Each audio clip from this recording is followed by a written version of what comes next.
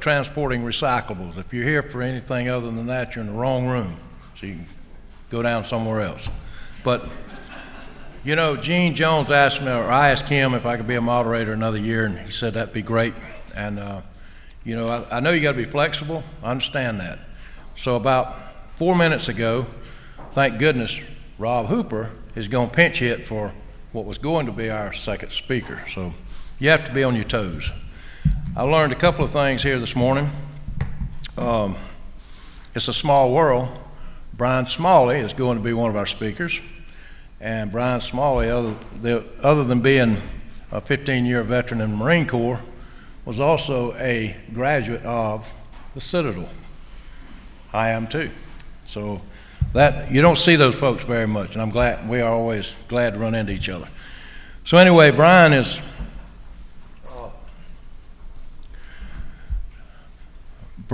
with the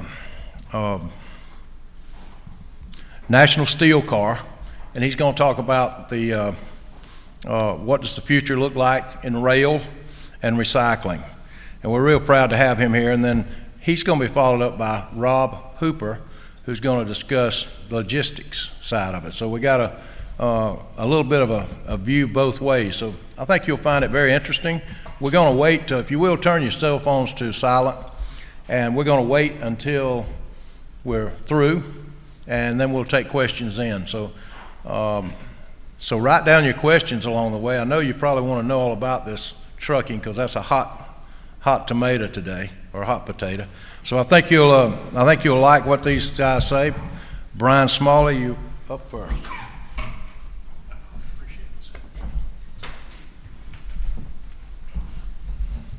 Sid, I appreciate the introduction, and welcome everybody. Appreciate it. I'm sure that some of you are wondering why I only did 15. Well, that was an unplanned exit, and when I had to grow up and get a real job, I landed in rail. So my background has been pretty varied. I started off with a competitor of ours based out of Dallas, Texas, and had my own company for a couple of years, and been with National Steel Car now for going on 9 years. I'm the Executive Vice President of Marketing and Sales, and we cover pretty much all of North America. We've done some overseas stuff too. Our company, and I'll just run a quick slideshow through here. So, based in Hamilton, Ontario, manufactured all sorts of rail cars. We have invested heavily in our research and development. Company's over 100 years old, so we've also put close to $700 million into the plant itself, infrastructure upgrades, robotics, automatic welding systems, and all that. Not going to spend too much time. This is just a snapshot of some of the cars that we've made. Here's some of the industries, some of the customers that we have. As you can see, very active in the development of big steel boxes. I would never have imagined that you can get 194 patents by welding metal, but you can. So our engineers have done an amazing job. We spend roughly $4 million every year doing research and development, and I'll cover some of those that are applicable to the folks in this room here in a minute. This is an example of some of the research and development we've done. This was a component that we designed to help many aspects in the rail car, the wheel wear, which is a big cost, the track wear, which is important, and the fuel savings for ES&G, and also just efficiency of the railroads. These are some of the cars that we've been seeing a lot of growth and demand in lately. And here we go. So you know the backlog. Sorry, that's kind of loud, isn't it? Sorry.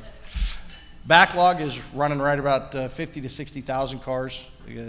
Looking at about 4 years, just depends on how you want to measure that, but we go about 4 or 5 years out. We're looking at about 45,000 cars this year, which is roughly average. Some of the things that we have seen: plastic pellets, gondolas, coil cars for steel and aluminum, grain and box cars. Limited number of component suppliers, big impact with the shipping issues that we saw coming out of the pandemic in 2020. There was a lot of consolidation as folks onshored. This has really impacted our industry as we saw factories shut down and foundries shut down overseas that we were able to source components from, trying to onshore that with the labor issues that we have here in North America has been very difficult. Steel and material price increases. We saw going from fourth quarter of 2020 into 2021, railcar prices spike about 30–40%. That has cooled off some, but it's a good example of how quickly and dynamically this pricing and costing in this industry can change. Interest rate increase. Where that comes into play is as people got more comfortable with the new pricing of rail cars, your interest rate spiked up. When you lease an asset, a 50-year asset, you're typically putting on a 5, 7, 10-year lease. And this drove a lot of folks to put a pause on any CapEx expenditures. So that's also had a big impact on us. Labor and supply chain challenges. One of my industry peers did a study, and we all thought that a lot of people just didn't want to work. What it turns out to be was that the pandemic, the challenges in the workforce, the fact that home values went from 200 to 500,000, people saw 300,000 in their retirement account overnight, sold their homes, retired off early, and we've seen that depleted workforce from Mexico all the way up into Canada. Right now, 70% of all rail cars are manufactured down in Mexico. For us, we are the only builder in Canada. I would say the next northernmost is in Arkansas and Texas, but that manufacturing pattern has significantly shifted due to labor costs south of the border. Some other impacts, and I'm moving through this fairly quickly, wanted to leave some time. I've got some other comments here that are not part of the slideshow, so if you have any questions on this, we can go back to it here in a minute, but this is indicative of what we've seen in the steel price increases. Since this slide was presented, we've seen a little bit of a downturn in coil and plate cost, which has helped with our costing for our customers. Cost of capital, though, as many of you have probably been reading, we're not anticipating seeing that drop as what was predicted, I would say, third, fourth quarter last year. People were writing in or forecasting for 7 rate cuts, roughly 25 basis points each.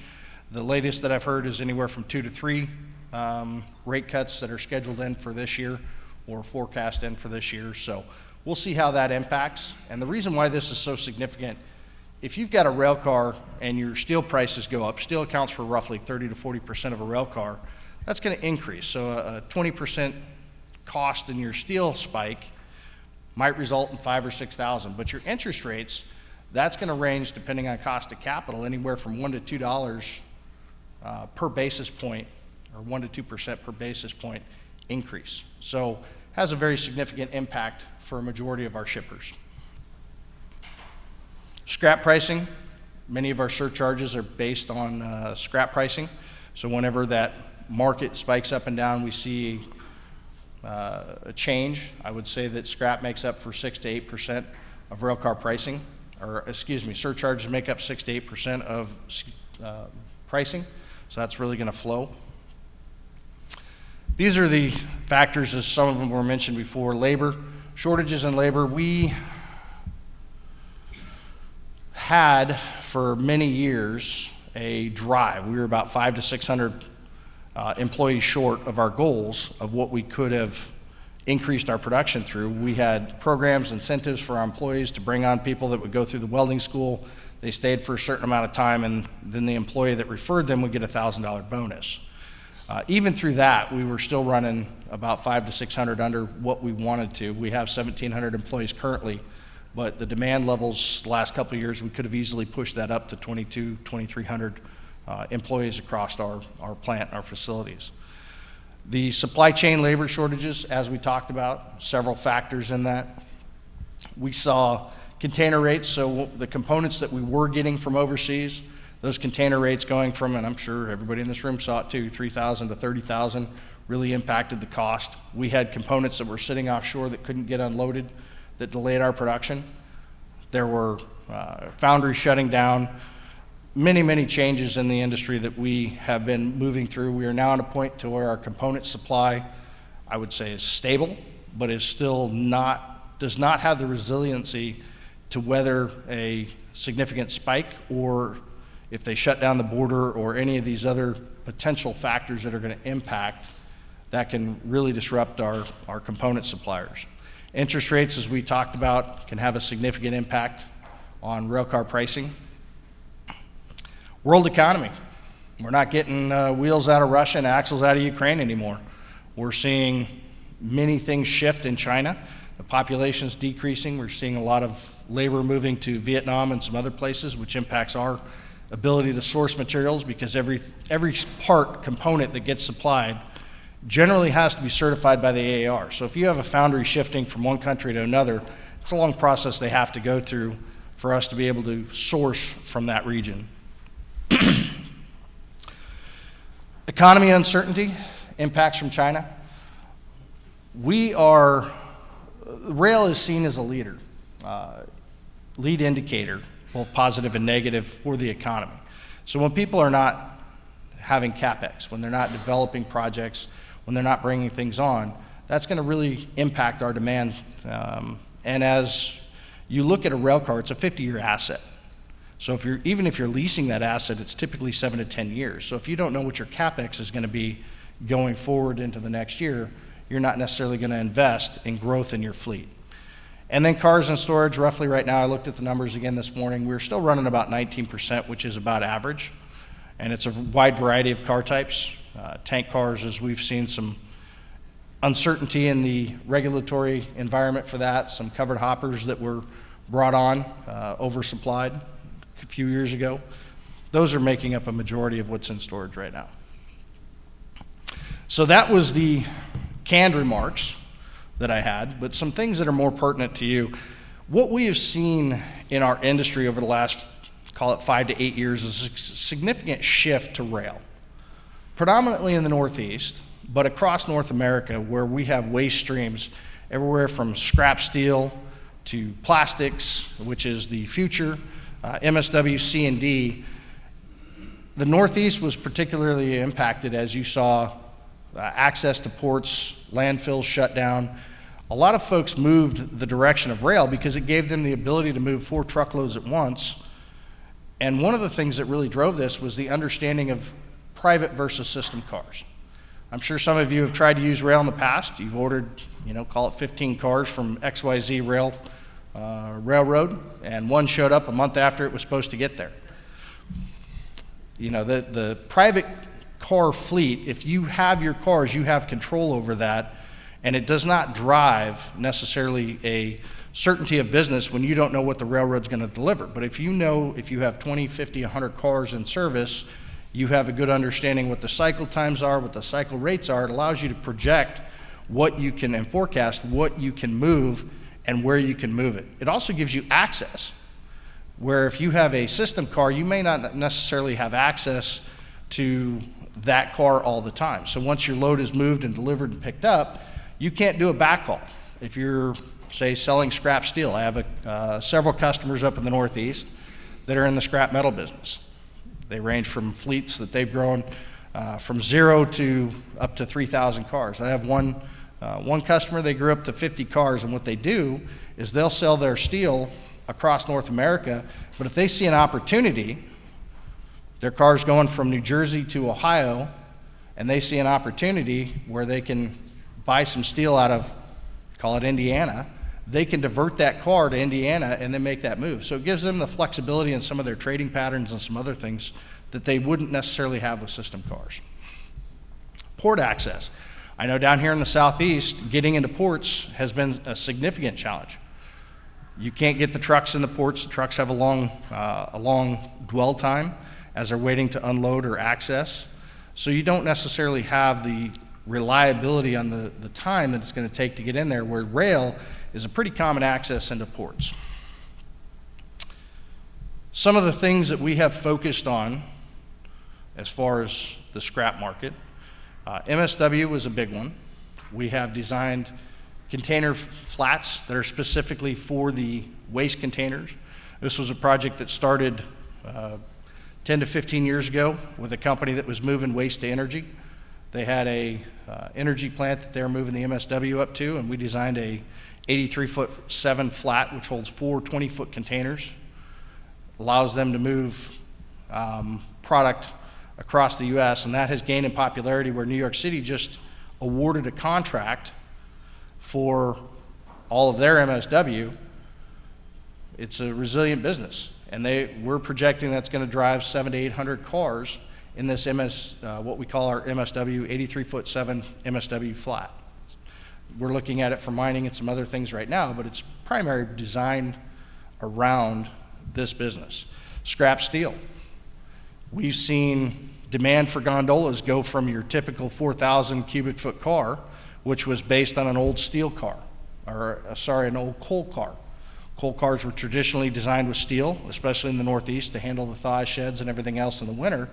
But then when they started to go with a aluminum steel hybrid, now all of a sudden that secondary market for those 20, 30, 40-year-old cars dried up, and we stepped in with some designs for some 4,000, 4,400, 4,800 cubic foot cars. We've built gondolas that are up to 8,000 plus cubic feet for specific moves in the Northeast corridor where they do not have the ability to move it by truck. Excuse me. Our 6400 gondola is a perfect car for C&D and MSW. If you don't have to put it in a container, you can move either of these commodities, and that's been important as landfills have shut down, moved out towards Ohio. I think Massachusetts shut down in the last year or two.